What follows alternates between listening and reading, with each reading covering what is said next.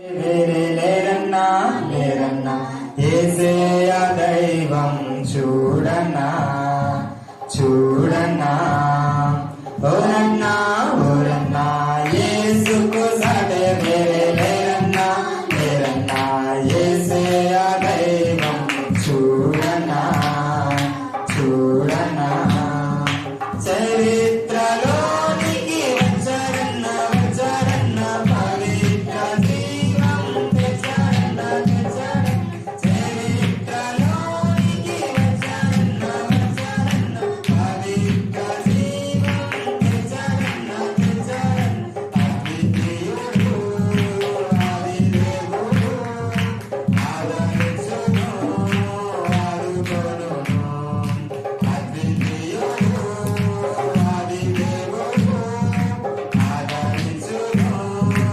ఆదుకొనును ఓరన్నా ఓరన్నా యేసుకు సాటి వేరే లేరన్నా లేరన్నా యేసయ్య దైవం చూడన్నా చూడన్నా పరమును వీడి వచ్చారన్న వచ్చారన్న నరులలో నరుడై పుట్టారన్న పుట్టారన్న పరమును వీడి వచ్చారన్న వచ్చారన్న నరులలో నరుడై పుట్టారన్న పుట్టారన్న పరిశుద్ధుడు పావనుడు ప్రేమించెను ప్రాణమిచ్చెను పరిశుద్ధుడు పావనుడు ప్రేమించెను ప్రాణమిచ్చెను ఓరన్నా ఓరన్నా యేసుకు సాటి వేరే లేరన్నా లేరన్నా యేసయ్య దైవం చూడన్నా చూడన్నా సిలువలో ప్రాణం పెట్టారన్న పెట్టారన్న మరణం గెలిచి లేచారన్న లేచారన్న సిలువలో ప్రాణం పెట్టారన్న పెట్టారన్న మరణం గెలిచి లేచారన్న లేచారన్న మహిమ ప్రభు మృత్యుంజయుడు క్షమించును జయమిచ్చును మహిమ ప్రభు మృత్యుంజయుడు క్షమించును జయమిచ్చును ఓరన్నా ఓరన్నా యేసుకు సాటి వేరే లేరన్నా లేరన్నా యేసయ్య దైవం చూడన్నా చూడన్నా మహిమలు ఎన్నో చూపారన్న చూపారన్న ఆగం తానే అన్నారన్న అన్నారన్న మహిమలు ఎన్నో చూపారన్న చూపారన్న ఆగం తానే అన్నారన్న అన్నారన్న మనిషిగా మారిన దేవుడిగా మరణం పాపం తొలగించెను మనిషిగా మారిన దేవుడిగా మరణం పాపం తొలగించెను ఓరన్నా ఓరన్నా యేసుకు సాటి వేరే లేరన్నా లేరన్నా యేసయ్య దైవం చూడన్నా చూడన్నా ఓరన్నా ఓరన్నా యేసుకు సాటి వేరే లేరన్నా లేరన్నా యేసయ్య దైవం చూడన్నా చూడన్నా యేసయ్య దైవం చూడన్నా.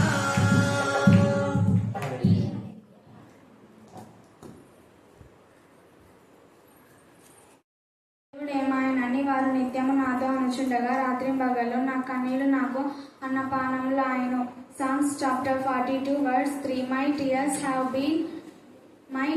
have been my food day and night, which people say to me all day long, where is your God? भजन संहित 42 अध्याय 3 वचन मेरे आंसू दिन और रात मेरे आहार हुए हैं और लोग दिन भर मुझसे कहते रहते हैं तेरा परमेश्वर कहाँ है।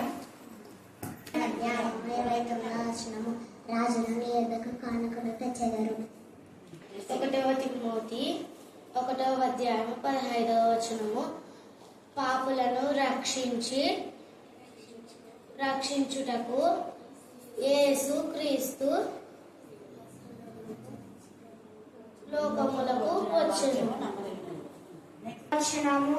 అయితే ఇది మొదలుకొని నేను మిమ్మల్ని ఆశీర్వదించను. Haggai chapter 2 verse 19. But from this day on I will bless you. 4వ అధ్యాయము 1వ వచనము. జ్ఞానవంతురాలు తన ఇల్లు కట్టును. 5 నుంచి 8 వచనంలో లేఖన భాగంలో చదువుకుందాం. కాబట్టి అది ఎదిగి పొలంలోని చెట్లన్నింటికంటే ఎత్తుగలదాయను, దాని శాఖలు బహు విస్తారములాయను. నీరు సమృద్ధిగా ఉన్నందున దాని చిగుళ్ళు పెద్ద కొమ్మలాయను. ఆకాశ పక్షులన్నీ దాని శాఖలలో గూళ్ళు కట్టుకునేను. భూ జంతువులన్నీ దాని కొమ్మల క్రింద పిల్లలు పెట్టెను. దాని నీడను సకలమైన గొప్ప జనములు నివసించెను. ఈలాగున అది పొడుగైన కొమ్మలు కలిగి దాని వేరు విస్తార జనములున్న చోట పారుట వలన అది మిక్కిలి గొప్పదై కంటికి అందమైనదాయను. దేవుని వనంలోనున్న దేవదారు వృక్షములు దాన్ని మరుగు చేయలేకపోయాను. సరళ వృక్షములు దాని శాఖలంత గొప్పవి కావు. అక్షోట వృక్షములు దాని కొమ్మలంత గొప్పవి కావు. దానికున్న శృంగారము దేవుని వనంలోనున్న వృక్షములలో దేనికి లేదు. దేవుని లేఖన భాగంలో దీవించి ఆశీర్వదించు. 8వ అధ్యాయం 5-6 వచనాలు చదువుకున్నాం. దేవుని కంటే వానిని కొంచెం తక్కువగాని చేసి ఉండినను మహిమ ప్రభావంతో వానికి కిరీటము ధరింపజేసి ఉన్నాను. నీ చేతుల మీద వానికి అధికారం ఇచ్చినను. గొర్రెలన్నిటినీ, ఎడ్లన్నిటినీ, అడవి మృగములను, ఆకాశ పక్షులను, సముద్ర మార్గంలో సంచరించిన అన్నిటినీ వారి పాదముల క్రింద నీవు ఉంచి ఉన్నావు. దేవుడి పరిశుద్ధ వాక్యాన్ని ప్రియ పరలోకపు తండ్రి, మీ కృపా ప్రేమ మా దేశం బట్టి ప్రశస్తమైన మీ సన్నిధానములకు వధింపబడిన గొర్రెపిల్ల రక్తానికి ఎంత స్తుతించినా కూడా తక్కువే. దేవా, పోయిన పునరుద్ధాన దినం నుంచి, పోయిన పరిశుద్ధ దినం నుంచి, పోయిన ఆదివారం నుంచి దేవా మీకు ఇష్టమైన ఇంపైన సువాసన యాగం గల ప్రత్యేకించి ప్రతిష్ఠించబడిన ఈ దినం వరకు కూడా మీరు మీ యొక్క మా ప్రభ నా తండ్రి కృపలో, నీ ప్రేమలో మా తండ్రి, మీ కరుణ హస్తంలో, మీ దక్షిణ హస్తంలో, మీ పరిశుద్ధ బాకులో నా తండ్రి, మీ గాయపడిన హస్తములలో మమ్మల్ని దాచుకొని ఉన్నారు. అందుకు మేము స్తుతిస్తున్నాం, మహింపస్తున్నాం, గణపస్తున్నాం, ఆరాధిస్తున్నాం. ఇవే కాల సమయమందు సంఘానికి లోపల వెలుపల ఎక్కడుండి వాక్యం విన్నప్పటికీ నేరుగా సృష్టిగా మీరు మాట్లాడే దేవుడు అని మేము స్తుతిస్తున్నాం. చదవన్న లేఖన భావన ఆశించి విరిచి మా అందరి చూడాలో మీరు ఫలింపచమని ప్రార్థిస్తున్నాం. మనుషాత్మ, అపవిత్రాత్మ, నజరేయుడు యేసుక్రీస్తు శక్తి గల నామమున గద్దించి పాపలోగా బంధించమని ప్రార్థిస్తున్నాం. దేవా, మానవులు కల్పించే పద్ధతులు, దైవోపదేశం బోధించే దుర్బోధ నుంచి విడిపించమని ప్రార్థిస్తున్నాం. దేవా, యేసయ్య మిమ్మగా పూర్తిగా మేము అతన్ని తెలుసుకోవడమే కాదు, అనుభవించడానికి తప్పే మీ యొక్క శక్తిని, మీ ప్రభావం మా అనుభవంలో మేము రుచి చూచి తెలుసుకుని అనేకులుగా తెలియజేసే బిడ్డలుగా మమ్మల్ని తయారు చేయమని ప్రార్థిస్తున్నాం. ఈ ఉదయకాల సమయంలో ప్రత్యేక రీతిలో గత కొన్ని దినాలుగా సఫలైనటువంటి మద్దతు మేడం గారిని, శాంతి మేడం గారిని మీరు కనికరించారు తండ్రి. మరి ఆమె యొక్క ఆరోగ్యం బట్టి ఆమెకు మీరు ఇచ్చిన మంచి జీవితాన్ని నేను స్తుతిస్తూ, మరొక ఆత్మ నా ప్రభా డాక్టర్ ప్రత్యూష గారిని నా ప్రభా మీ సన్నిధిలో తీసుకుని వచ్చిన విధానములకు ఎంత స్తుతించినా కూడా తక్కువే. అలాగనే మేరకు మీరు ఇచ్చిన ఆరోగ్యాన్ని బట్టి అతని సంఘంలో వృద్ధులందరినీ కూడా మీ జ్ఞానంతో నింపుతున్నారు. ప్రత్యేకంగా చెల్లి బిడ్డలో ఉన్న జానీ సైసు నామమున గద్దించి బాధలుగా బంధించమని ప్రార్థిస్తున్నాం. ప్రతి చంటి బిడ్డ తల్లులను మీరు ఆస్వాదించండి. ఉగ్గు పాలతో మీ వాక్యం అనే పాల ద్వారా వారిని మాత్రం షైన్ చేయడానికి మీ కృపాంశాన్ని దయచేయండి. చిన్న బిడ్డలు చెప్పిన ప్రతి లేఖన భాగం మాత్రమే మేము అర్థం చేసుకుని వాటి ద్వారా మా జీవితాలు కట్టుకోవడానికి మీ కృపాంశాన్ని దయచేయండి. వారి యొక్క స్థుతుల మూలంలో దుర్గాన్ని కట్టే దేవుడు దేవా, పిల్లలు నేను స్తుతించడం ద్వారా కుటుంబానికి ఆశీర్వాదమని ప్రతి తల్లి తెలుసుకొని తమ పిల్లలు మా ప్రభా దేవుని మార్గంలో ఉన్నారో లేదో ఆలోచించుకోగల జ్ఞానం కలుగొచ్చమని ప్రార్థిస్తున్నాం. దేవ నా ప్రభా, తమ పిల్లలు నా ప్రభా దుష్టులకు అప్పగించే దుర్మార్గం తల్లుల నుంచి మీ పిల్లలందరినీ కూడా మీరు విడిపించమని ప్రార్థిస్తున్నాం. దేవ మా ప్రభా, మేము వాక్యం చెప్పడం, పాడటం, ప్రార్థించడం తండ్రి కాదు కానీ మీ మందిరానికి రావడం, వాక్యం చదవడం కాదు కానీ నా తల్లి తమ పిల్లలు ఒక్కసారి ఆలోచించాలా? దేవుని వనంలో మనం ఉన్నామా లేదా అది మొదటి ప్రశ్న. రెండవది, దేవుని వనంలో ఉన్న వృక్షములు ఎలా ఉంటాయి చెప్పండి. నీటి కాలువ ఆ? ఎలా ఉంటాయి? దేవుని బలంలో వృక్షం ఎలా ఉంటాయి? ఫలభరితంగా. ఒకటి. రెండవది ఏమా? అదే ఫలభరితం అన్నారు. నెల నెల అనుకోండి. ఇంకా ఫలాలు ఇస్తుంది. ఇంకా పచ్చ ఇంకా ఏమా? వాడిపోకుంటాయి, పచ్చగా ఉంటాయి, నెల నెల ఫలిస్తుంది, ఫలాలు ఇస్తుంది, వేరులో అన్ని ఫలించేటివి అని చెప్తున్నాం. ఇంకా అంతేనా? దేవుని వనంలో ఉన్న వృక్షాలు ఫలిస్తాయి, నెల నెల ఫలిస్తాయి, రోజు ఫలిస్తాయి, నీటి కాలువ ఎవరు ఉన్నాయి, పచ్చగా ఉన్నాయి. ఇంకా అంతేనా? దేవుని వనంలో ఉన్న వృక్షాలు దేవుని మహిమపరుస్తాయి. హల్లెలూయా, హల్లెలూయా, హల్లెలూయా. అంటే దేవుడు మాకు ఇంతగా నీటినిచ్చాడు, మాకు జీవితాన్ని ఇచ్చాడు, మాకు జన్మనిచ్చాడు. మేము ఇంతగా ఎదగడానికి దేవుడి యొక్క మహాకృప. ఆయన యొక్క నది శాఖలు 4 శాఖలై మనం చూస్తే ఆయన ఆ భూమిని చేసిన తర్వాత లేదా ఏదైనా తోటలో దేవునికి ఇష్టమైన వనం, ఆ వనములో నది ఉంది, అది పారుతుంది. దాన్ని యొక్క శాఖలు 4 భాగాలుగా విభజించబడినాయి. అవి మనకు చరిత్ర చెప్పేది ఏంటంటే, చాలా మందికి చరిత్ర సరిగా తెలియదు. ఏం తెలియదు అంటే నదులు ఉన్నాయి, జీవనదులు అని చెప్తారు. ఆ జీవ నదులే ఈ యొక్క అక్కడి నుంచి ప్రవహించే నదులు ఎల్లప్పుడూ ప్రవహిస్తుంటాయి. వాటి జీవనదులు అంటారు. ఈ యొక్క ఏదైనా తోటల నుంచి ప్రవహించిన నదులే. అంతకుముందు నదులు లేవు. దేవుడు ఇచ్చినటువంటి నదులు అవే. కొంతవరకు అవి ప్రవహిస్తూ ఉన్నాయి. హల్లెలూయా, హల్లెలూయా.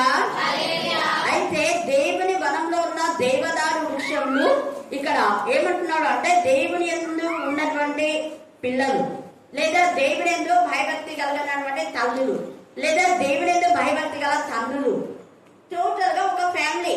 అక్కడ దేవుని వనము అంటే ఆ వనము అన్నది ఒక సంఘం. అయితే దేవుడు అన్నాడు, నాకు ఇష్టమైన వనం అన్నాడు. ఆ వనమే పొలం అన్నాడు. ఆ పొలమే సంఘం అన్నాడు. ఆ సంఘమే ఫ్యామిలీస్ అన్నాడు. ఆ ఫ్యామిలీసే వ్యక్తిగతంగా హృదయం.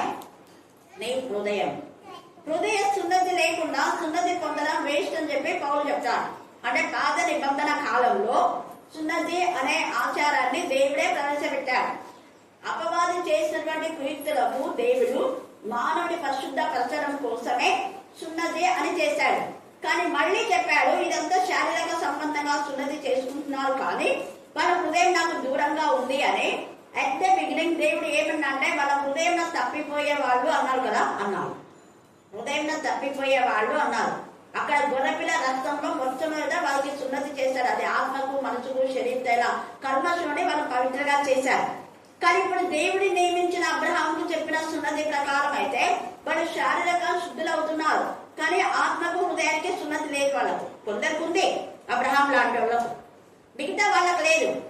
అలాగా లేనటువంటి వాళ్లకు హృదయ సంబంధమైన సున్నతి చాలా ప్రాముఖ్యం అంటూ యోవేలు 2వ అధ్యాయంలో, మీరు మీ వస్త్రాలు కాక, మీ తర్వాత చదువుకోండి, టైం లేదు కాబట్టి, మీ వస్త్రాలు కాక మీ హృదయాలు చించుకొని నా దగ్గరికి రండి. మీ హృదయాలు అంటే హృదయంలో ఉన్న పాత జీవితం, పాప జీవితం, దేవుడికి విరోధమైన జీవితం, అదంతా కూడా నువ్వు హృదయం లేదా చింపేసేరా.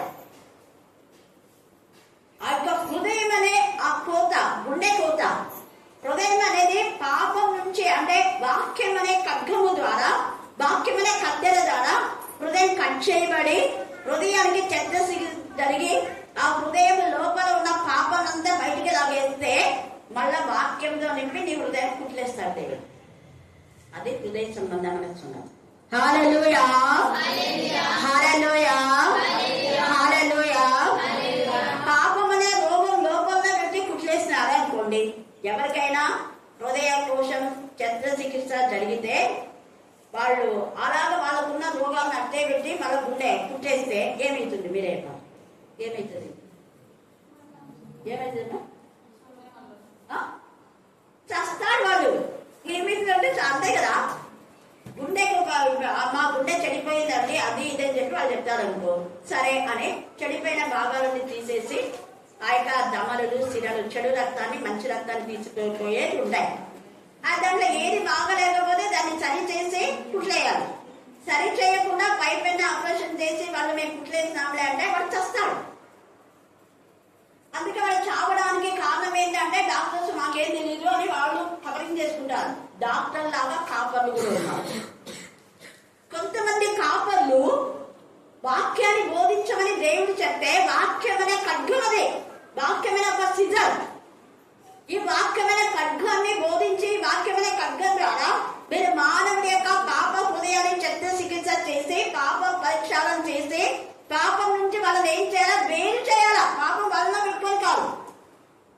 మీరు చెప్పిన వాక్యం ద్వారా, మీరు విన్న వాక్యం ద్వారా, మీరు చదివిన వాక్యం ద్వారా, మీరు ధ్యానించిన వాక్యం ద్వారా మీరు ఏమైతే ఆత్మీయంగా మేలు పొందారో ఆ మేలులను మానవుల్లోకి మీరు ప్రవేశపెట్టాలి. మీరు పాపంలో ఉండి మీకే బతుకు సరిగా లేకుండా మీరే సరైన డాక్టర్ కాకుండా వాళ్ళ గుండె కోత వాళ్ళకి చేస్తే వాళ్ళు చేస్తారు, నీకు కూడా చనిపోయారు. డాక్టర్ గురించి ఎంతమంది గొడవలు చేస్తుంటారు కదా, ఆ డాక్టర్ చనిపోయి ఈ డాక్టర్ చనిపోయి అంటుంటారా లేదా? అంటారు. సేమ్. కానీ మనుషులకు తెలియకపోయినా దేవుడికి అన్ని తెలుసు. ఏ డాక్టర్ సరైన చికిత్స చేస్తున్నాడు అని దేవుడికి బాగా తెలుసు. మానవుల హృదయాన్ని బాల్యం నుంచి మరి హృదయం ఎలా ఉండదంటే ఘోరమైన వ్యాధితో ఉంది. మరి ఆ ఘోరమైన వ్యాధిని తీసేయాలి అని తండ్రి అయిన దేవుడు కాపర్లైన సంఘ కాపర్లకు, యాచకులకు, ప్రవక్తలకు, ఇంకా సేవకులకు అనేక మంది పిలిచి చెప్పాడు. ఆయన మాట వాళ్ళు వింటున్నారు కానీ సరి చేయటం లేదు. పైపైన మట్టి గోడకు బాగా గచ్చుకూట పూసి మేము చూడు అంతా ఇంత బాగా గచ్చు కూడా కట్టినాము అంటున్నాం. కానీ లోపల ఏముంది? మట్టి. అది కొంతకాలానికి అది పోతుంది. అది తెలియకుండా ప్రజలు ఏం చూస్తున్నారు? అబ్బా ఎంత బాగుంది ఇది గచ్చు పూత అంటే లోపల కూడా గచ్చు ఉంటుంది అని. పైన పూత, లోపల మట్టి ఉండేది తెలదు. వాళ్ళు పైన కడిగేస్తున్నారు, పైన మెరుగు చేస్తున్నారు. కానీ దేవుడు ఒకరోజు వాటిని చూస్తాడు.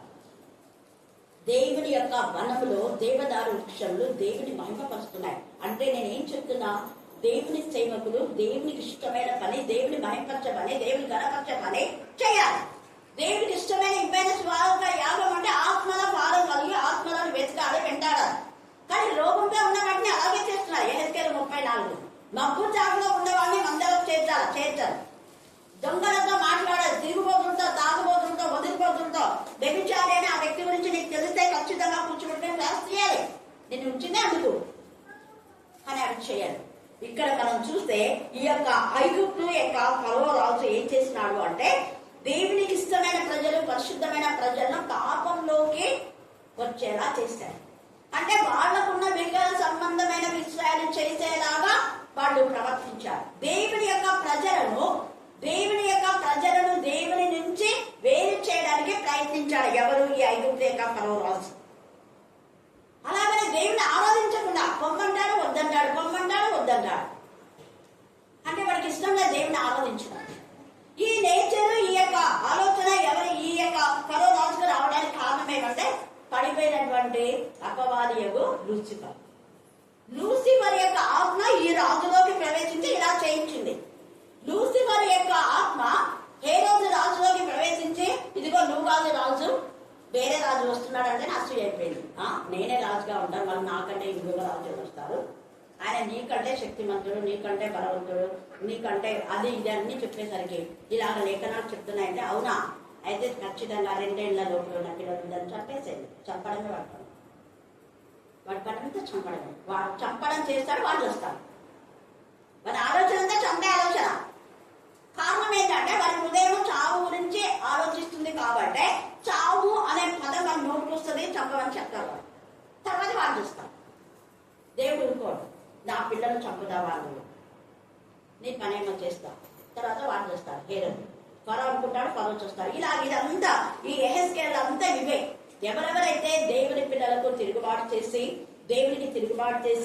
దేవుని పిల్లలు ఆత్మీయంగా ఎదగకుండా చేస్తున్నారో వాళ్ళకందరికీ వచ్చే శిక్షనే 31వ అధ్యాయం అంతా ఈ యొక్క మనం 27 నుంచి యెహెజ్కేలులో చూస్తూనే ఉన్నాం. అవే అంతా సేమ్ రిపీట్ అవుతూనే ఉంటాయి. వాళ్ళు చేసిన పాపానికి వాళ్ళ కుమార్తెలకు శిక్ష, వాళ్ళ కుమారులకు శిక్ష. మనం చూసినాం, కుమారులను శిక్షించినాడు, కుమార్తెను కూడా శిక్షించినాడు. వాళ్ళ బల గర్భాన్ని బట్టి. మరొకసారి రిమెంబర్ చేసుకుందాం. యెహెజ్కేలు శుక్రవారం రోజు చెప్పారు. 30వ అధ్యాయం 17వ వచనం చదవండి. బోను వారిలోను తిబేసేతు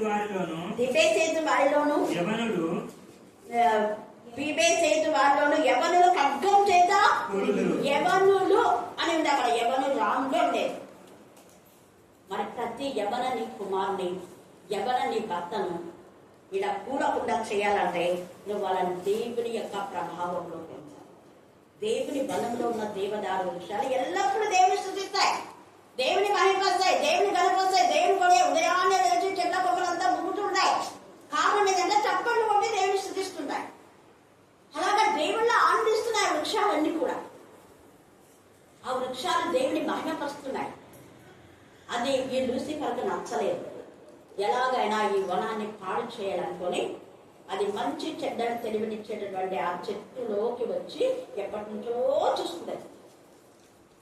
ఎన్ని సంవత్సరాల నుంచి ఉందో ఈ చెట్టు పండ్లు తినేలా చెయ్యాలా, వాళ్ళని ఇక్కడి నుంచి వెళ్ళగొట్టాలి. దాని ప్లాన్ అదే, దేవుడి నుంచి దూరం చేయాలి.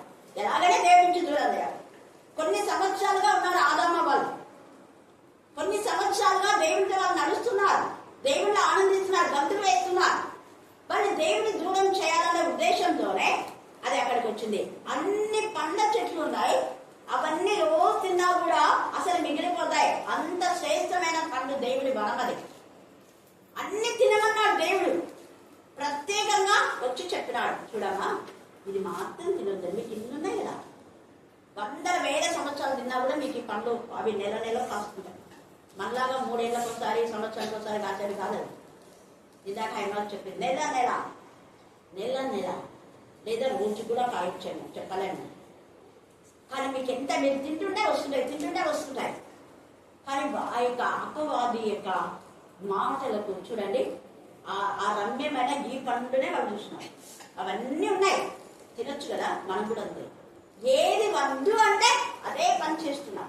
వద్దని చేసే వాళ్ళు ఐగుప్తు రాజు లాంటి ఫరో వాళ్ళు, వద్దని చెప్పి చేసే వాళ్ళు హేరోదు లాంటి వాళ్ళు.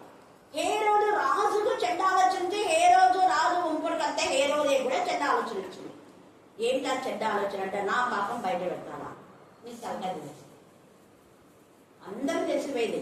అందరు ఏంటి అన్నాడు, ఒక దాటినాడులే చూసి, నువ్వేమైనా నీకు బుద్ధిందా, రాజు అంటున్నావు, నువ్వు గుర్రం మీద వస్తున్నాడా, ముందు దిగో అని అంటాడు. అక్కడ ఎంత జరిగిందో మనకు తెలియదు, సింపుల్ గా రాశారు. మీ అన్న భార్యను ఉంచుకోవడానికి సిగ్గులేదా నీకు, అందరు ఎదుటన్నా.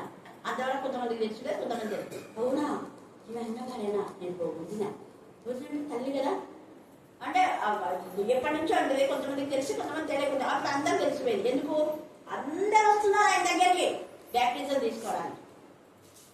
జనులు గుంపులు గుంపులుగా వచ్చిన రాయబడింది వాక్యం యోహాను దగ్గరికి. అప్పుడు ఆ జనులు అందరూ విన్నారు. అందరూ విని నాకు ఇంత సిగ్గుపోయిందని ఆ రోజు నుంచి నిద్ర పట్ల భర్త చెప్పింది చెడు ఆలోచన. యోహాను తల తెలియాలి అంటే ఏం చేయాలి అని ప్రణాళిక ముందు చెప్పిండేది వినింటాడు నాకు తెలుసు. కానీ విననందుకు ప్లాన్ చేసి యోహాను చంపించింది. ఇలాంటి దుర్మార్గపు భార్యలు, దుర్మార్గపు తల్లి కుమార్తెను పాపంలోకి నడిపించిన తల్లి, కుమార్తెలో దైవజనుని బాధ పెట్టేలా చేసిన తల్లి. అలాంటి తల్లులు అప్పుడు ఉన్నారు, ఇప్పుడు కూడా ఉన్నారు. ఇప్పుడు లేదని చెప్పడానికి లేదు. ఆ హేరోదు యొక్క ఆత్మ కొన్ని తల్లుల్లో ప్రవేశించారు.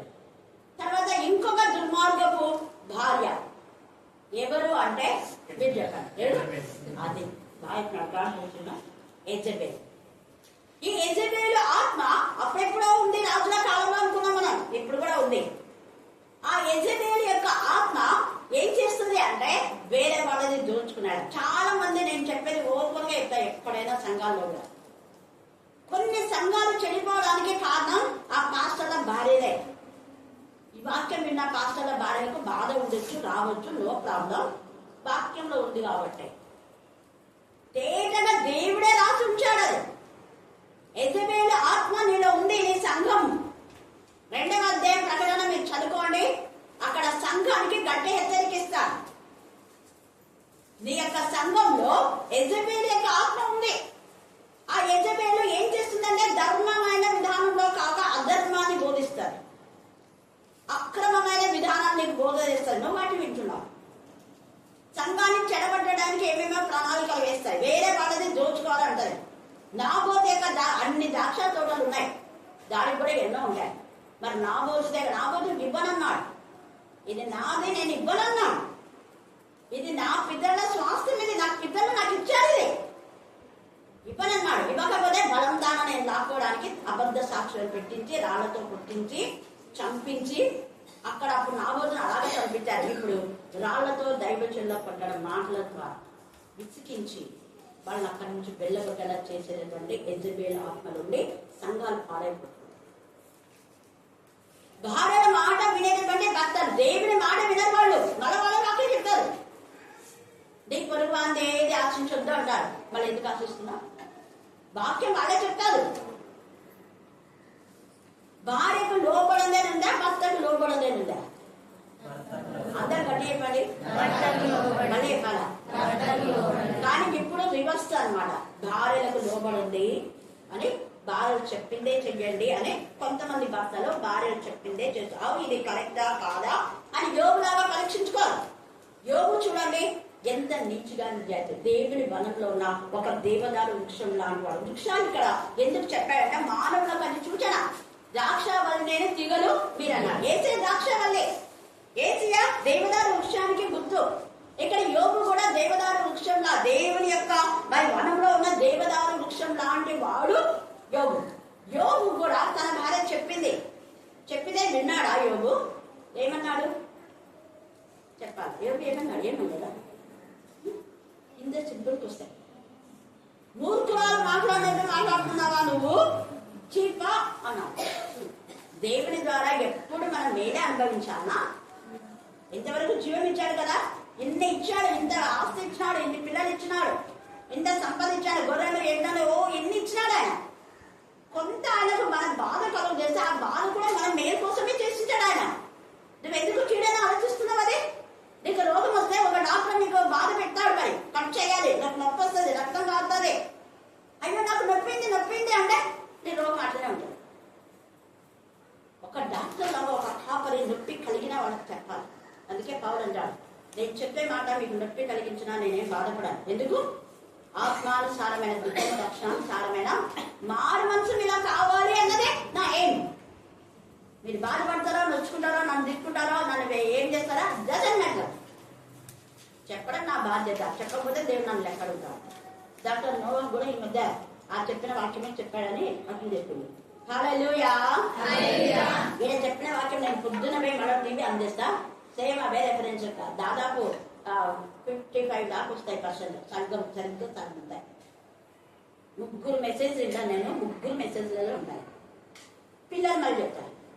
ఇప్పుడు పిల్లలు చెప్తున్నారు, నేను ఈ వాక్యం చెప్తాను, పిల్లలకు తెలియదు. జ్ఞానవంతులకు తన నీళ్ళు ఏం చేస్తుంది? నేను రోజు నిన్న కూడా అంతే. నిన్న చెప్పిన మెసేజ్లో వాళ్ళు చెప్పారు. వాళ్ళకి ఏమి నేర్చుకుంది, వాళ్ళతో ఎవరు చెప్పాలి, వాళ్ళ నేర్చుకుంది. దేవుడు వాళ్ళతో మాట్లాడుతున్నాడు. దేవుడు మనతో మాట్లాడుతున్నాడని మనం ఎందుకు అనుకోకూడదు? దేవుడు గర్దిస్తాడు ఎందుకు అనుకోకూడదు? అది అక్కడ వెంటనే యోగు గర్దించాడు. దేవుడి ద్వారా కొంతమంది మూర్ఖురాలు అని అన్నాడు. అది భక్తులైన వాళ్ళు భార్యలు చెప్పేది సరైనది కాదా అని ఆలోచించాలి. వాక్యానుసారంగా సరైనదైతే చెయ్యి, సరైనది కాకపోతే చెయ్యదు. పిలాతు భార్య కూడా బోధించింది, సరైనదనే అనిపించింది ఆయనకు. అందుకే చేతులు కడిగేసుకున్నాడు. అమ్మో నీతిమంతులు దొరికిపోకూడదు. అట్లాంటి భార్యగా ఉన్నావా నువ్వు? ఈ యొక్క యోగు భార్యలాగా ఉన్నావా? తర్వాత మనం చూస్తే నోబహు యొక్క భార్య కోడలు అందరూ నోబహు విదేశించుకున్నారు. ఎవరూ వ్యతిరేకించాలి.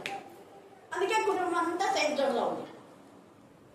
ఒకవేళ నీ భర్త మందిరానికి రాలేదు అంటే నువ్వు గట్టిగా ఏడ్చి, గట్టిగా కేకలేసి, అరచి, గీపెట్టి ఏం చేస్తావో తెలియదు, నడిపించేలా చేయాలి. అదే నీకు రోగం వచ్చిందనుకో. ఉదాహరణ, రోగం వస్తే నువ్వు ఏడ్చి తలబద్దలు చేసుకుంటుంటే నీ భర్త నీ ఎండ వస్తాడా రాడా? చెప్పండి, ఎస్ ఆర్ నో? వస్తాడా? 500 పోనీకే, 500 దర్గాకి ఈయనకే, 1000 రూపాయలు కట్టు, నెల శుక్రవారం పా. పోకపోతే వదిలిపెట్టదు, తిండి కూడా తినదు. మరి అది బాగుందా? నీ భర్త మందిరానికి రావడానికి ఏం చేస్తున్నావు నువ్వు? మరి మిమ్మల్ని ఎక్కడ అడుగుతావు? ఎందుకు అంటే దేవుడి యొక్క వాక్యం ఏందో అది మనం అర్థం చేసుకోవాలి. దేవుడు మనకు జీవితాన్ని ఇచ్చాడంటే దేవుని మహింపరచడానికి. ఇలాగ జీవిస్తున్నాం, నీటి కాలువల ఎవరైనా ఉన్నాం, ఇదంతా ఉన్నామని దేవుని మహింపరిచేది కాకుండా వాళ్ళే హెచ్చించుకున్నారు. ఈ యొక్క ఫరో కానివ్వండి, ఈ యొక్క తర్వాత మిగతా ఈ యొక్క దేశాలన్నీ కూడా తమను తామే హెచ్చించుకొని దేవుని పిల్లలను బాధ పెట్టడానికి చేశారు. అందుకనే దేవునికి కోపం వచ్చేసి వాళ్ళందరినీ కూడా ఏం చేస్తున్నాడు? అగ్నికి ఆహుతయ్యేలా చేస్తున్నాడు.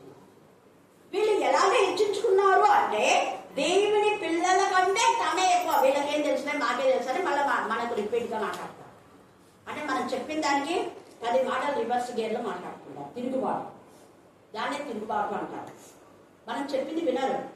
ఇక్కడ అదే ఏమన్నా చూడండి, దేవుని వనంలోనున్న దేవదారు వృక్షములు దాని మరుగు చేయలేకపోయేను, సరళ వృక్షములు దాని శాఖలంతా గొప్పవి కావు. అంటే కొందరు సంఘంలో దేవదారు వృక్షాలాగా ఉన్నారు, కొందరు సంఘంలో సరళ వృక్షాలాగా మంచిగా సరళంగా మంచిగా దేవుడికి మహిమపరుస్తూ గణపరుస్తున్నారు. కానీ వీటిని మరుగు చేయలేదానికంటే గొప్పగా తను హెచ్చించుకున్నాడు. ఎవరు? ఐగుప్తు రాజు. నీకేం తెలుసు నాకే తెలుసు అని మనకే మళ్ళా బోధన చేసే వాళ్ళు కూడా ఉన్నారు.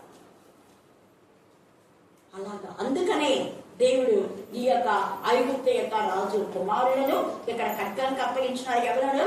కుమార్తెలు చెరకు వెళ్ళారు. 18వ వచనం చదవండి. ఐగుప్తు పెట్టిన కాండ్లను నేను తహపనేసులో వెలుచు దినమున చీకటి కమ్ములు. చీకటి అంటే వాళ్ళ కుటుంబంలో అంతా చీకటి, ఎప్పుడు గొడవని, అస్సలు పీస్ ఉండదు. చీకటి ఉన్న చోట పీస్ అనేది ఉండదు. ఐగుప్తుల బలగర్భము అణచబడును, మబ్బు ఐగుప్తుని కమ్మును, దాని కుమార్తెలు చెరలోనికి పోవుదురు. కారణం ఏంటంటే నువ్వు మందిరానికి రమ్మంటే వాళ్ళు మాకు వాళ్ళు పిలిచినారు, వీళ్ళు పిలిచినారు, ఆ పరీక్ష ఉంది ఈ పరీక్ష ఉంది అని అంటారు అనుకో. అంటే నీ మాటకంటే వాళ్ళదే ఎక్కువైపోయింది, సర్లేని ముక్కుంటాం. అప్పుడు దేవుడు ఆ గర్భాన్ని మన యొక్క మాట వాళ్లను దేవునికి విరోధంగా మాట్లాడే మాటలను అన్నించివేసేదిగా ఉండాలి. అది అక్కడ అన్నించివేసేలాగా నువ్వు మాట్లాడు. వినలేదా? దేవుడికి అప్పగించేసి మౌనంగా ఉంది. దేవుడు చూస్తున్నాడు. ఇక్కడ ఎంత వీళ్ళు దేవుని యొక్క ప్రజలు చెప్పిన యెహెజ్కేలు ఎన్నిసార్లు చెప్పినా వెళ్ళలేదు. వినకపోగా వాళ్ళ గర్వం అహంకారంతో చూసి మా యొక్క బలగం ఉంది, మా యొక్క కొమ్మలు ఎంత బాగా విస్తరించినాయి, మీకంటే పెద్దలు ఉన్నాయి, అది ఇది ఏమేమో అనుకొని వీళ్ళు విరమిగారు. అందుకనే దేవుని వనంలో ఉన్న దేవదారు వృక్షాల కంటే మాకే వాక్యం బాగా తెలుసు, మేము కూడా ప్రార్థన చేయగలం, మేము కూడా అన్ని చేయగలం అనేటటువంటి గురువు కంటే శిష్యుడు ఎక్కువనా తక్కువనా? గట్టి చెప్పాలా? వినపడలేదు. ఎవరు విన్నారు ఈ మాట? ఎవరన్నారు దేవుడు విన్నాడని? వాక్యం ఉంది. మీరు శిష్యులాగానే ఉండండి, ఎక్స్ట్రాల్ చేయొద్దని ఇస్కరియోతు బేస్ చేసుకొని చెప్పినాడు. ఇస్కరియోతు ఎప్పుడు అర్థం చేస్తున్నాడు. యేసు ప్రభువు వారికి కిరీటం పెట్టడానికి వచ్చాడు, వద్దు అన్నాడు. నేను పెట్టిన కిరీటాన్ని తీసుకోలేదు కూడా. అప్పటి నుంచి యేసు ప్రభు పైన ద్వేషం. అందుకని మీరు శిష్యులు ఎంత మీకు తెలిసినా, నాకంటే ఎక్కువ మీకు అద్భుతాలు చేసినా కూడా నేను నేర్పించినందుకే మీ బతుకులు ఇలా ఉన్నాయని ఒక్కసారి గుర్తుపెట్టుకోండి. గురువే. నువ్వు ఎంఏ పీహెచ్డీ చదవని, మీ గురువు ఇంటర్ చదవని, మీ గురువు 10th క్లాస్ ఐరన్ గ్రేడ్ కానీ ఆమె గురువే. అతను గురువే. అతను నేర్పినందుకే నీ బతుకు ఇలాగా. వాళ్ళపైన హెచ్చించుకోవద్దు అన్నట్టుగా మాట్లాడినాను. ఎవరు గొప్ప అని శిష్యులంతా అనుకుంటుంటే దేవుడు చెప్పేస్తాడు. మళ్ళీ అన్నాడు, మీరు బోధకులు అని పిలవబడద్దండి, మీరంతా ఎవరు? సహోదరులు. బోధులని అందరూ సమానమే. నేను చెప్తున్నా, మీరు వాక్యం చెప్పండి అనేవాళ్ళే నిజమైన దేవుడి పిల్లలు. నేనే చెప్తాను, నేనే ప్రార్థన చేయాలా ఫస్ట్ అనేవాళ్ళు దేవుడి పిల్లలు కాదు, అపవాదు. తమ్ముడు తాము హెచ్చించుకున్నారు ఇక్కడ. వాళ్ళకంటే అంటే దేవుని యొక్క వనంలో ఉన్న దేవుని పిల్లల కంటే మేమే హైలైట్ అన్నట్టుగా ఉంది. అందుకే చూడండి, ఇక్కడ దాని కొమ్మలంతా గొప్పవి కావు. పైన 2 దేవదారి యొక్క కొమ్మలంతలా కాదు, సరళ వృక్షములంతా గొప్పవి కాకుండా అక్షోట వృక్షములు చాలా ఉన్నాయి, దాని కొమ్మలంతా గొప్ప కావు. అలాగా ఇవి విరమిగాయి. మేమేమనుకున్నాం, BSc BEd, MSc BEd, MPhil, doctorate వాళ్ళు చెప్తుంటారు. మీకు తెలియలే టీచర్, అప్పుడు చదువు వేరే ఇప్పుడు చదువు వేరే అంటుందేలా. పెద్దలు ఏదైనా చెప్తారనుకో, మీ సిలబస్ వేరే మా సిలబస్ వేరే.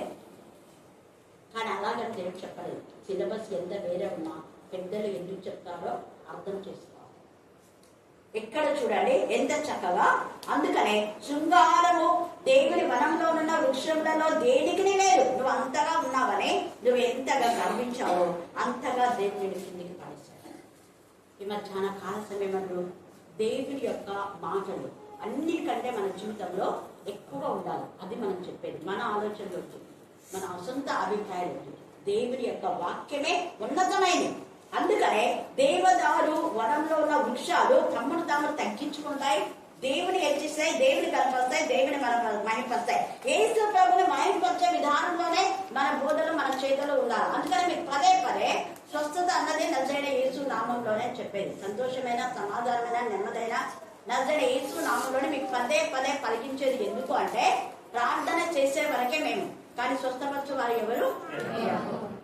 ఆయన స్వస్థపరిచి ఆయన ఏమంటాడు, ఆయన తన బిడ్డలను ఆయనే పంపించి వారికి ప్రార్థన చేయమని చెప్పి వాళ్ళకి చెప్పి మళ్ళీ నేను స్వస్థపరుస్తాను అంటాడు. కాబట్టి నీకు స్వస్థత అయింది కదా అని మళ్ళీ గర్వించొద్దని రెండు ఆయన్ని మాట్లాడతాడు. ప్రార్థించినారు వాళ్ళు ప్రార్థించగా నేను విని స్వస్థపరిచాను, నేను స్వస్థత అయింది కదా అని గర్వపడు. ఎందుకంటే ఈ అపవాదికి ఒకసారి గాయమైంది, అది బాగుపడిన తర్వాత మళ్ళా గర్వించి మళ్ళీ వచ్చినప్పుడు ఆ మాట దేవుడు మాట్లాడతాడు. ఇక్కడ ఈ వృక్షాలన్నీ ఇంకా చాలా చాలా ఇలాగా మూర్ఖంగా మాట్లాడినట్టే భార్యలు. అందుకనే ప్రకటన ఆ యొక్క 2లో యెజబెలును నువ్వు ఉండనిచ్చున్నావు అంటే యెజబెలు ఆత్మ. అప్పుడు ఎప్పుడో యెజబెలు చనిపోయింది, మళ్ళీ ఇక్కడ ప్రకటన గ్రంథంలో యెజబెలు ఎందుకు వచ్చిందని కొంతమంది అడుగుతున్నారు, ఈ మధ్యన అడిగారు. అందుకనే ఇది మీకు తెలియచేస్తుంది. యెజబెలు ఆత్మ అంటే లూసిఫర్ యొక్క ఆత్మ ఎలాగ అనేక మంది దుష్ట శక్తుల్లో ప్రవేశించి చేతిబడి మానసిక శుద్ధ శక్తులు, దురాత్మలు, ప్రేతాత్మలు, దయ్యప ఆత్మలు, అవి చాలా రకరకాల ఆత్మలు. అవి ఒకటి కాదది. ధన పిచాచి, కామ పిచాచి, అన్ని ఇవన్నీ అనమాట. అబద్ధాలు ఆడేటటువంటి దురాత్మనే. అబద్ధం ఆడో ఆత్మగా నేను ఉంటానని ఒక ఆత్మ వస్తుంది కదా, దేవుడి దగ్గర నుంచి వస్తుంది. హల్లెలూయా. దేవుడి దగ్గర ఎవరిపై వాళ్ళని శోధిస్తా అంటే నేను వెళ్తాను, అబద్ధపు ఆత్మలే ఉన్నాయి కదా, నీకు ఎప్పుడు అబద్ధాలే ఉంటాయి అంటే దేవుని పిల్లలు అబద్ధం ఆడే ఆత్మ మనం శోధించిన అబద్ధానికి ఇల్లు కాకుండా ఉండడమే దేవుని పిల్లల లక్షణం. హల్లెలూయా.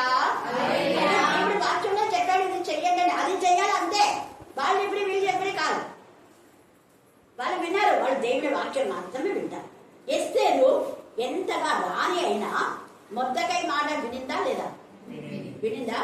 నేను రాణిని, నీకేం తెలుసు, ఇక్కడ ఎంత సిచ్యువేషన్ ఉందో అనుకున్నావు అందా? ఏమైనా అలా సరే మీరు అక్కడ ప్రార్థన చేయండి, నేను కూడా ఇక్కడ అందరు కలిసి వాళ్ళు ప్లేసెస్ వేరైనా కలిసి చేస్తున్నారు. నేను అందుకే అన్నా ఈ ప్రార్థనలు ఏకీభవించండి. ఉపవాస ప్రార్థన ప్రతి శుక్రవారం 12 నుంచి ఉంది కదా, ఏకీభవించండి.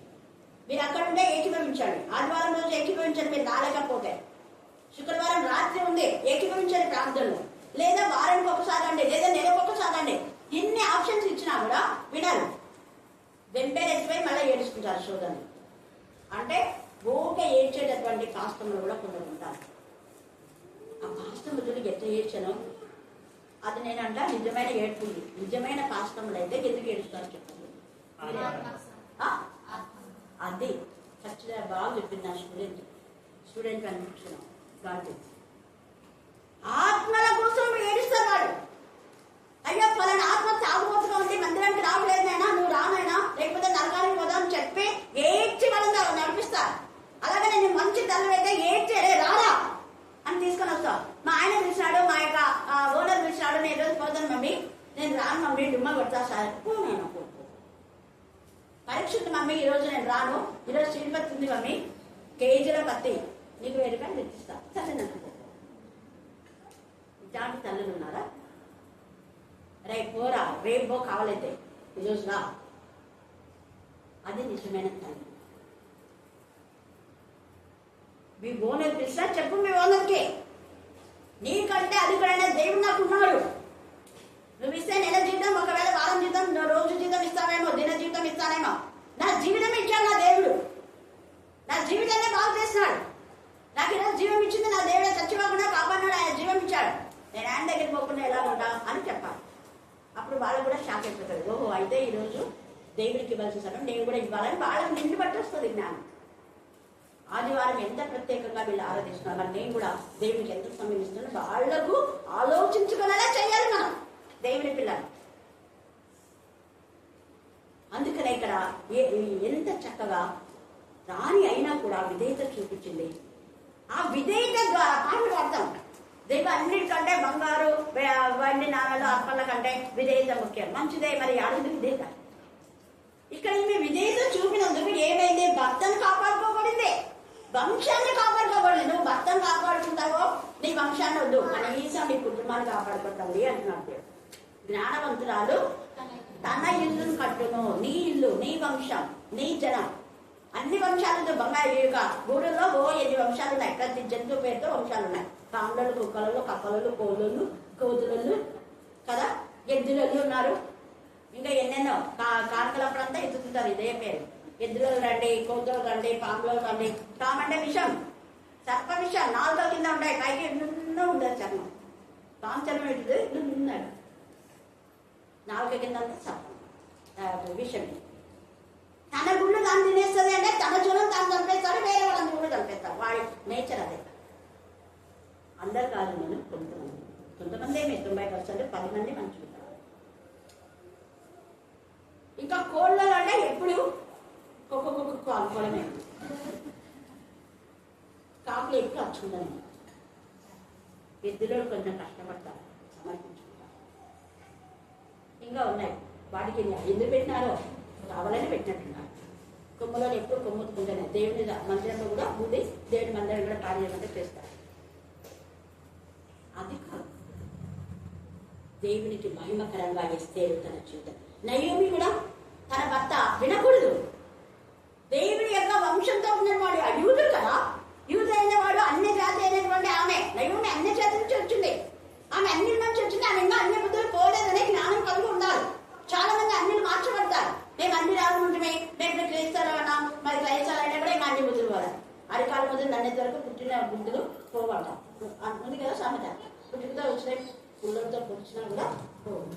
అంటే వాళ్ళు క్రైస్తులో వచ్చినా కొందరు, అందరు కాదు, మళ్ళా కొంతమంది ఉంటారు. అదే రాహేల్లా లేయా అన్ని రాళ్ళ నుంచి వచ్చింది, కానీ ఇశ్రాయేలు దేవుని ఆశ్రయించింది. రూతు అన్ని రాళ్ళ నుంచి వచ్చింది, ఇశ్రాయేలుని ఆశ్రయించింది. మళ్ళీ మోయాబుకి పోలేదమే, వాళ్ళ సహవాసమే చేయలేదు. కానీ యూదుడైనటువంటి మరి ఈతను నయోమి భర్త ఎలీమెలెకు విన్నాడు. భార్య చెడిపోయింది. కింగ్ సొలొమోను అంత జ్ఞానం, భార్య మాట విన్నాడు, దేవుడికి కోపం వచ్చేసింది. కానీ భార్య మాటలు వినకుండా మూర్ఖురాలవై అని భార్యను తిట్టినందుకు యోబుకు ఎంత ఆశీర్వాదం. 1వ అధ్యాయం చూడండి, యోబుకి ఎలాంటి క్యారెక్టర్. యోబుని గురించి మనం బాగా నేర్చుకోవాలి, చాలా చాలా ఉంది అక్కడ.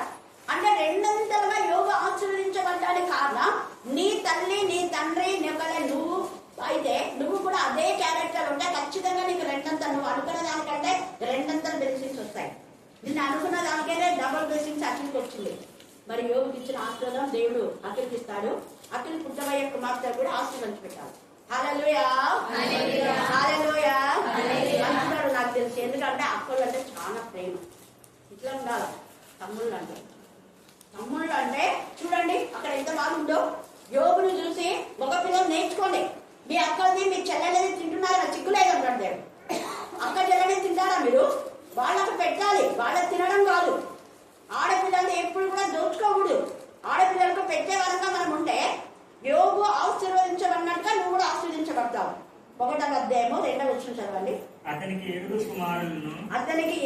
కుమారులను, ముగ్గురు కుమార్తెలను కలిగిరి. అతనికి 7,000 గొర్రెలను. ఇక్కడ ఎంతమంది? 7 మంది కుమారులు ఉన్నాయి, 3 కుమార్తెలు ఉన్నాయి. ఇంకేదంతా మీరు చదువుకోండి.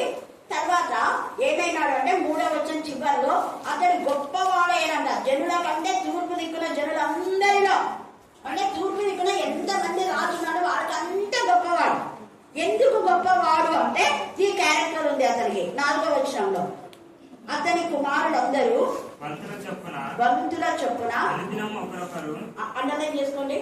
నెలకు ఒకసారా, పండగ ఒకసారి ఆడపిల్లని పిలుస్తున్నారా? అనుదినము ఒకరికి ఒకరు తమ తమ ఇళ్లలో విందు చేయనై కూడినప్పుడు తమ ముగ్గురు అక్క చెల్లెళ్ళు తమతో కలిసి అన్నపానము పుచ్చుకున్న వారిని పిలిపించుచూ వచ్చిరి. పిలుస్తున్నావా? నీ అక్కలు, నీ చెల్లి నీ ఊర్లో ఉండే, వేరే ఊర్లో ఉండే కూడా పిలుచుకొని రావాలి. వారానికి ఒకసారా, నెలకు ఒకసారి ఖచ్చితంగా పిలుచు. అప్పుడు నీకు బ్లెస్సింగ్స్ ఏమి ఉండదో చూడు. యోబు ద్వారా దేవుడు మాట్లాడుతున్నాడు. ప్రపంచానికి ఇది దీటైంది. మరి ఇలాగ ఉన్నారా క్రైస్తవ బిడ్డలు, క్రైస్తవ కుటుంబాలు? అక్కడిని లాక్కోవడానికి, చెల్లికి లాక్కోవడానికి ఉందా ఆలోచన? చెడిపోతావు. దేవుడు చెప్పిన మాట ఇది. నువ్వు ఆశీర్వదించబడాలి అంటే యోబు అలాగా పెంచాడు తన కొడుకులను. అరే మీరు అక్కల ఇళ్ళకి, చెల్లెల ఇళ్ళకి వెళ్ళడం కాదుగా. మీరు 7 మంది ఉన్నారు కదా, ఒక్కొక్క రోజు మీ అక్కని, మీ చెల్లెల్ని పిలుచుకొని భోజనం పెట్టండి. వాళ్ళకి ముగ్గురే కదా వాళ్ళు ఉండేది.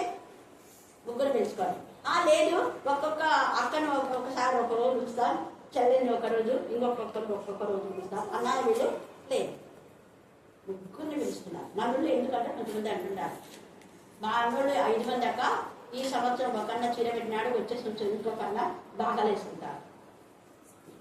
ఏమి ప్రతి సంవత్సరం కూడా పెట్టచ్చు కదా. ఒకవేళ ఇక్కడ చూడండి అన్నుదినము వాళ్ళు ఇళ్లలోకి పిలుచుకుంటున్నారంట అన్నపాలు. ఇది ఎవరు నేర్పించినాడు? యోగు నేర్పించినాడు. యోగు కూడా తన అక్క చెల్లెళ్ళకు అలాగే చేసి ఉన్నాడు కాబట్టి కుమారుడు అదే వచ్చింది. తల్లి ఏ పోకడలో ఉంటే పిల్ల అదే పోకడం. తండ్రి గుణ లక్షణాలు పిల్లలకు వస్తాయి. తండ్రి అలాగే తన ఆడపిల్లలను బాగా చూశాడు, అందుకనే కొడుకులకు కూడా వచ్చినాయి. ఇప్పుడు ఎక్కడ ఆశీర్వాదం ఉంది అంటే మళ్ళీ ఏమంటున్నాడు, అలాగా వాళ్ళు చేసిన తర్వాత ఈ విందులలో మనసులో మా ముగ్గురు అక్కజనులు వచ్చి తినిపోయారని వాళ్ళ యొక్క కోడలు కానీ వాళ్ళు కానీ ఏమైనా చెడ్డ ఆలోచన వచ్చిందో ఏమో అని వాళ్ళు మళ్ళీ వాళ్ళ కోసమే వారి విందు దినంలో పూర్తి కాగా యోగు తన కుమారులు పాపము చేసి, కుమారులు అనేది కుమార్తెను ఉంది అక్కడ అర్థం చేసుకోండి. అంటే అక్క చెల్లెలకు భోజనం పెట్టానామని మనసులో కూడా మీరు నొచ్చుకొద్దండి అని. దేవుడి యొక్క మాట ఆడపిల్లలను మనం ఎంతగానో ఆశీర్వదించే విధానంలో వాళ్ళని ఆదరించాలి. ఆడపిల్లలను ఆదరిస్తే నీకు ఆదరణ, నీకు ఆదరణ రావాలంటే ముందు ఆడపిల్లని ఆదరించు. ఆడపిల్లని నువ్వు ఏడిపిస్తావా, నీకు కూడా అంతే ఆదరణ దూరం అయిపోతుంది. ఆడపిల్లని ఆశీర్వదిస్తావా, నీకు ఆశీర్వాదం. ఆడపిల్లకి ఇస్తావా, నీకు ఇస్తాడు దేవుడు. ఆడపిల్ల కడుపు ఇస్తావా, నీ కడుపు నింపుతాడు. ఆడపిల్లల కడుపు కొడితే నీ పిల్లల కడుపు కొడతారు. చూడండి, అందుకే కుమారుడు పాపం చేసి తమ హృదయంలో దేవుని దూషించలేమో అని వారిని పిలిపించి వారిని ఏం చేస్తున్నట పవిత్రపరిచి అరుణోదయంలో లేచి వారిలో ఒక్కొక్క నిమిత్తమే దహన బలులు అర్పించుతూ వచ్చారు. ఒక్కొక్కని అక్కడ అర్థం ఏంటంటే వాళ్ళని పిలిచి గద్దించి, ఆయన ఏమన్నా నొచ్చుకున్నావా, అక్కడ వెళ్ళేసి వచ్చింది లేదు కానీ ఏముంది అదో మీ కోడలు కొంచెము ప్రతి దినమా అని కొంచెం అనిందంటే అసలు కూడా అనుకుంటున్నా ఈసారి అనుకుందని చెప్పండి. ఇలాగ చెప్పి మనసులో కూడా అనుకుంటాను. ఎంత ఉంది కదా దేవుడు ఇస్తాడు మీకు. ఈ రోజు మీ అక్క చెల్లెలు గోల్ చేసిపోయినారా, రేపే దేవుడు నీకు ఇస్తాడు. తక్కువ చేయండి నీకు, నువ్వు వాళ్ళకు పెట్టాలి, వాళ్ళు ఎందుకు తీసుకోకూడదు. మరి ఏంది నాన్న బాధపడి సమానంగా వాళ్ళకి ఆస్తి పంచిచ్చినావు కదా అని అన్నారనుకో పర్వాలేదు, వాళ్ళు ఆడపిల్లలా అంటారు. ఎందుకంటే 42వ అధ్యాయం చివరిలో యోగు కొడుకులతో పాటు కుమార్తెలు కూడా ఆస్తి పంచిచ్చినాడా లేదా చెప్పాలి. గట్టి చెప్పండి. హల్లెలూయా, హల్లెలూయా. పక్షపాతం లేని తండ్రి అయితే ఇదే చేస్తారు. పక్షపాతం ఉండే తండ్రి కొడుకులను పంపించి కొడుకు చికెన్ బిర్యానీ, బిడ్డకేమో పప్పు, కొడుకులకు అది ఇది, బిడ్డలకేమో పచ్చడి. అది వస్తే దేవుడు నేను పక్షపాతి అంటారు. నువ్వు రక్షణ పొందినదావు కాదు, రక్షణ పొందినవాడు కాదు. ఇలా పక్షపాతం చేసే వీళ్ళు తన ప్రజలకు ఒకలాగా, దేవుని పిల్లలకు ఒకలాగా చేశాడు. కాబట్టి యెహెజ్కేలులో ఇక్కడ మరి ఎంత చక్కగా వీళ్ళ గురించి చెప్తున్నాడు. ఐగుప్తు యొక్క ఫరో రాజు యొక్క పక్షపాత ధోరణి బట్టి దేవుడు దానికి భయంకరమైన శిక్ష, మిక్కిలే గొప్పదై కంటికి అందమైన విధానంలో ఉన్నావు, అందుకే దాన్ని పడగొట్టాడు దేవుడు. క్రీస్తు యేసున కలిగిన మనస్సు అంటే యేసయ్య అందరికీ 12 మందికి సమానంగా పంచిచ్చినాడు.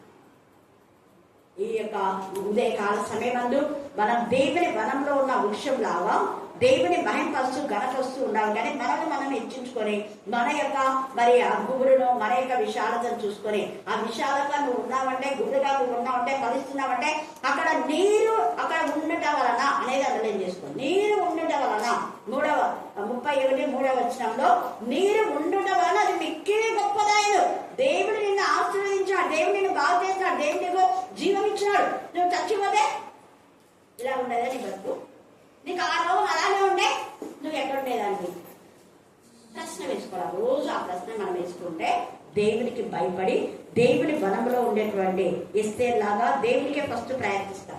రాణి అయినా ఉపవాసం ఉండేది, నాకేం తక్కువ తినడానికి అని అనుకోవాలి, దేవుని కనపరచు. అలాగని ఇంకా చాలా మంది ఉన్నారు దేవునికి విరోధమైనటువంటి తల్లులు, భార్యలు.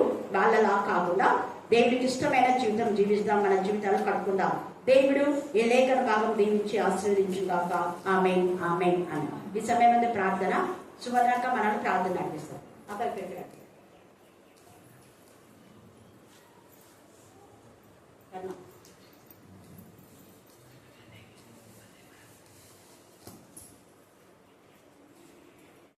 మరి ఈ మాటలు వివరిస్తున్నారంటే తండ్రి, మరి ఈ మాటలు విని నాయన ప్రతి బిడ్డనైనా హృదయంలోనే మరి వేసిన జ్ఞానమును కలగజేసి ప్రభువా, జ్ఞాన మంత్రాలు తన ఇల్లు తన కట్టుకునను సెలవిచ్చిన దేవానికి స్తోత్రములు. అయ్యా మేము విని నాయన మేము జ్ఞానం చేత నాయన లోకంలో బ్రతికే జ్ఞానమును కలగజేసి మేము కొంతమంది అడుగుతున్నాం. దేవానికి స్తోత్రములు. అయ్యా ఎక్కడైతే నాయన సేవకులు సేవకురాలు ఈ వాక్యమును ప్రకటిస్తున్నారు దేవా, వారిని నాయన మీరు ఇంకా ఇంకా బహు ఆశీర్వదించండి. దేవానికి స్తోత్రములు తండ్రి. నాయన వారు చెప్పే మాటలు నాయన నా తండ్రి ఎంత మరి ప్రభువా ఉన్నతమైన మాటలో తండ్రి, బంగారం ఎండైనా దొరుకుతుందేమో కానీ మాటలు దొరకవు. దేవానికి స్తోత్రము నాయన. ఈ మాటలు నాయన నా తండ్రి మరి సేవకులు సేవకురాళ్ళు చెప్పుతున్నగా తండ్రి నాయన, వారు ప్రభువా సేవ చేయాలంటే నాయన మరి తండ్రి వారు ప్రభువా వారి మనస్సును నాయన మరి తండ్రి ఎలాగైతే నాయన హృదయంను ప్రభువా గుప్పెట్లో పెట్టుకుని నైనా మరి సేవ చేస్తున్నారంటే తండ్రి, మరి నాయన నా తండ్రి ఆత్మల కోసం ఎంతో భారంగా నాయన కన్నీళ్లతో నాయన ప్రార్థిస్తున్న ప్రార్థనలైనా మీరు విన్నారు. స్తోత్రములు దేవా. విని తండ్రి వారి యొక్క ప్రార్థనలకు నాయన మీరు జవాబిచ్చే దేవానికి స్తోత్రములు నాయన నా తండ్రి. ఇంకా ఇంకా నాయన సేవకులు ప్రభువా ఎంతమంది అయితే నాయన నా తండ్రి కావాలని ఆశీర్వదించుతున్నారో ప్రభువా, వారిని ఇంకా మీరు పైకి లేవనెత్తమని అడుగుతున్నా. దేవానికి స్తోత్రములు తండ్రి. నాయన అక్క ఎక్కడైతే నాయన నా తండ్రి మాటలు వివరిస్తుందో దేవా, ఏ గృహంకి వెళ్ళి నాయన ఏ గ్రామానికి వెళ్ళి ప్రభు అక్క ప్రకటిస్తున్నదో అక్కతో నువ్వు మాట్లాడు. దేవానికి స్తోత్రములు తండ్రి. నాయన నా తండ్రి ఇన్న వాక్యమును ప్రభు ప్రతి గృహంలో కుటుంబంలోనైనా ఏ కుటుంబంలో అయితే నాయన శాంతి సమాధానం లేక బాధపడుతున్నారో అట్టు వారిని మీరు జ్ఞాపకం చేస్తున్నాడు. దేవానికి స్తోత్రములు.